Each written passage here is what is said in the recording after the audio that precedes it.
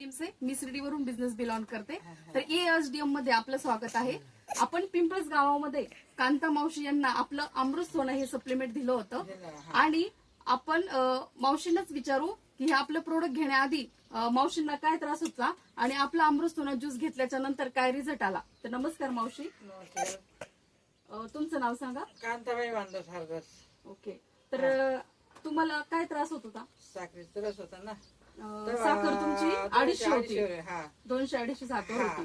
तर आपला अमृत सोना ज्यूस घेतल्याच्या नंतर तुम्हाला काय रिझल्ट आला? आम्हाला 150 आली पारात साखर. अरे वा. हा, मग आता फरक पडला जास्ती. आणि पायांची आग लय होत होती, आता किंचित काहीतरी होती. अरे वा. म्हणजे जी पायांची जी आग होत होती त्याला पण तुम्हाला चांगला फरक पडला. म्हणजे 90-80% फरक पडला आहे. तर त्याच्यानंतर तुम्हाला जेवण वगैरे जात नव्हतं? हा, जेवण नव्हतं जात, आता जेवण जातं. आणि हातपाय वगैरे दुखायचे? दुखत होते, आता बरे आहेत. ओके. म्हणजे हातपाय पण दुखायचे राहिले. तर मग तुम्हाला असा छान रिझल्ट आलाय.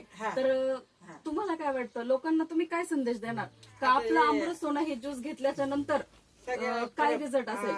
काय रिझल्ट म्हणजे जास्त फरकच पडला पाहिजे ना त्याच्यावर. मग आपल्याला असं वाटतं फरक पडला, मग घेतलं पाहिजे ना कोणी का होईना. म्हणजे हॉस्पिटलला जो खर्च करतोय आपण त्याच्यापेक्षा आपलं अमृत सोना ज्यूस जर घेतलं तर 100% रिझल्ट येईल. तर बघा मित्रांनो, तुम्ही बघू शकता. मी स्वतः मावशींना प्रोडक्ट दिले होते. 3 महिने मावशींनी कोर्स पूर्ण केला आणि त्यांची 250 शुगर होती, प्लस त्यांच्या पूर्ण तळपायाची आग होत होती आणि हॉस्पिटलला खूप सारा खर्च केलाय त्यांनी. पण आपल्या अमृत सोना ज्यूसने असा जबरदस्त रिझल्ट आलाय.